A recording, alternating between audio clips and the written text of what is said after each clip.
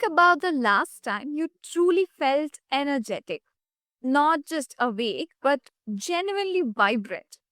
For many people, especially as they get older, that feeling starts to slip away so gradually that they almost forget it was ever there. The stiffness, the bloating, the constant fatigue becomes the new normal for them. What if those symptoms weren't just inevitable parts of aging? What if they were signals that your body has been sending you all along, waiting for you to listen to them? Welcome to Healthy Mind, Healthy Life.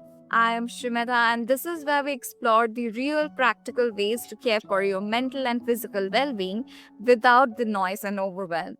And today we are talking about something that affects millions but gets far less attention than it deserves: chronic inflammation and how it quietly steals our vitality. And joining me tonight is Lavern Dennis. Lavern, thank you so much for joining us tonight. You're so welcome. It's my pleasure being here. And listeners, Lavern is someone who works with people navigating those chronic symptoms like joint pain, bloating, and fatigue, and helps them reclaim the vibrant health and independence they thought they had lost for good. Lavern, I would like to begin with something which a lot of people assume, that when they feel tired all the time, or maybe they are dealing with achy joints, they feel like it happens to you when you hit a certain age. But do you think that's really the case, or there's something else we don't look into? Great question. And no, it is not some. It has nothing to do with age. One thing I always want to remind people is that we should not let age define us. In chronic inflammation and discomfort are signals that something is going on inside the body. And so when you start having joint pains and you're having the fatigue and the bloating and all this stuff, it's not age. It means that something is happening and it needs to be addressed before it blooms into something out of control. So what I always tell my clients is, first I need to find out from them if they believe that this can change, because mindset, belief is so very important in making any type of lifestyle transformation. So we start with the mindset and getting them to understand that it's not an overnight fix. It's a process. So as even though that process started a while ago, people might have said, oh, it was just a couple weeks. It started a while ago. And sometimes it's a little quieter for others, but it's a process. And so I move my clients step by step by step so that they can experience lasting results. And what that looks like is the diet. That's the first thing that we're looking at. That's the second thing besides the mindset we're looking at, because diet plays such an important role in our lifestyle, in the way we age, the things that we do, that the way we move.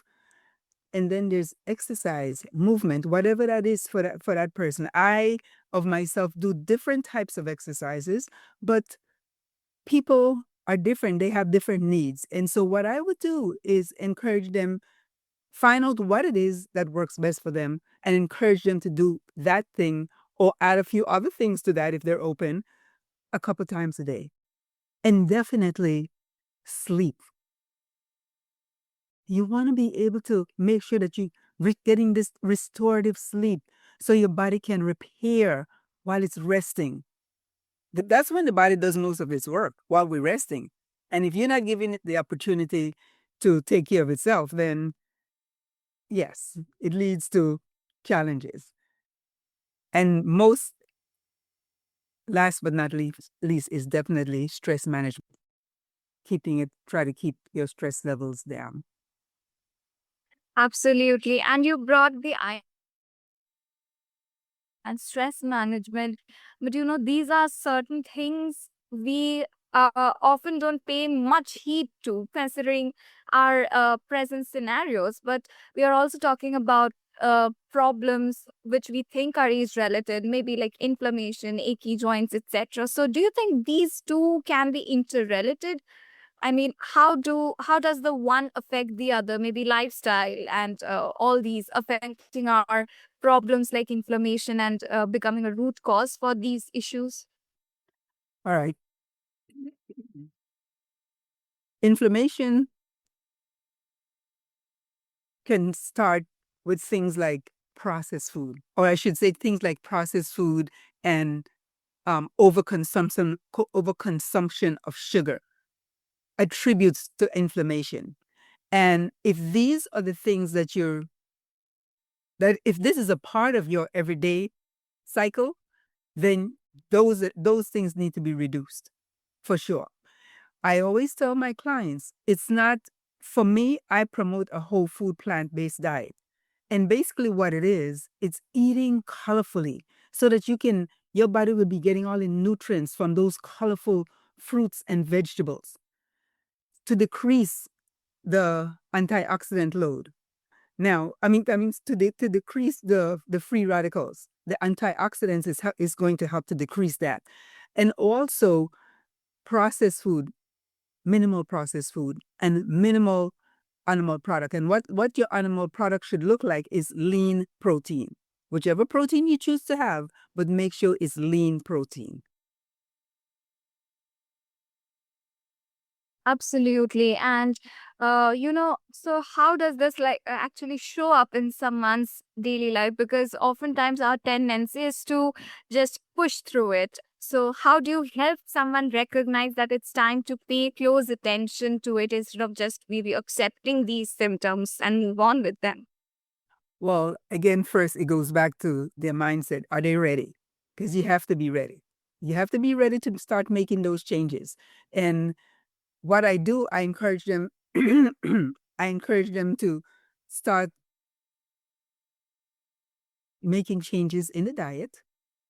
Because if you're feeling fatigue and bloated and brain fog, then something is going on. Let's start making some changes in the diet to see how that's going to affect you.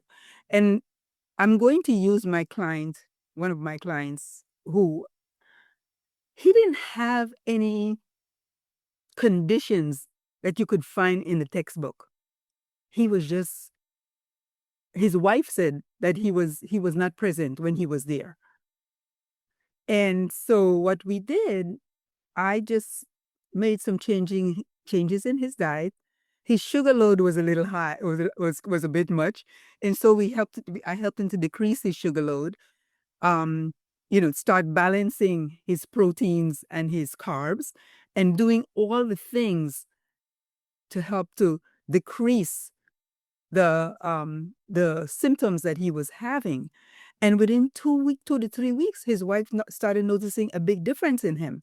We didn't put him on any vitamins. We didn't put him on any, he didn't go on any medication. He just needed to make a shift. That's where it starts. People have to be ready to make that shift. So again, it's that belief and then take action, consistent action. Absolutely. And you mentioned very correctly that it's a lot to do with our mindset and consistent action and to learn to notice what's been there all along. I think that's where the real change begins. Mhm. And Lavan, you talk about people becoming the CEO of their own bodies. So, how does this actually look like in practice, or where does someone start if they have been handing that role to, let's say, everyone else for years instead of taking up to themselves? Right. Great question. Being the CEO of your own body, you have to take time for yourself. I always say you cannot give from an empty cup. You have got to be able to take time for yourself and do the things that you need that needs to be done to keep you fulfilled so you can continue to serve others. What that looks like is start listening, our body will always speak to us. So we have to listen. And those joint pains, the fatigue, the bloating, all that stuff, it's telling us something. So when we start listening and take action, and and don't be so ready to take action like taking a pill. Sometimes it just needs a change in your diet, a change in your movement, a change in your thinking. So when I say being the CEO of your own body, we have to listen. We have to listen, and then we definitely have to advocate, because sometimes we go to our doctor and they're telling us one thing. We have to explain and ask questions. It is so very important that we ask questions. It doesn't mean that you're being um some people say being a difficult patient. It's not a difficult patient. It's a concerned patient, a patient who wants to be informed. So ask questions. Those are the things that we do when we are taking charge of our health and our body and being the CEO of our bodies. That's such a good reframe and a good way to look at it. And it's always about to be curious, to ask the questions that are needed, because definitely we need it for ourselves. And Lavan, how do, because progress is definitely not going to happen in a straight line. So though change might look exciting in the beginning, it might just not be that progressive eventually, or maybe not always it's going the way we want the graph to be up as always. So how do you encourage people to stay grounded and keep moving forward, especially when they have rough patches or when it feels like they're going backward? Well, that's where I come in as a coach. Accountability. You definitely need, some people might say they can do this by themselves, and they do. But a lot of people need that support. Just someone to guide them and hold their hands and tell and encourage them. And no, life is not linear. You will fall off the wagon. But what's most important is not the fall, is the getting back up. So, having the accountability person there to support you through the fall, the break, whatever, and just to get up and keep moving is what's needed. What's going to make the change. That is where the consistency comes in, because life happens, but we have to continue moving forward on the path. Absolutely. And I think that's what's most important. And learning our body's language and whatever it's trying to communicate to us is the first thing and the most powerful thing we can do for ourselves. Yes. Totally. Laman, thank you so much for having this conversation with us. It was really great talking to you. And if any of our listener who is listening to this wants to learn more about your work, or maybe to hear you explaining on this further, where do you suggest they find you?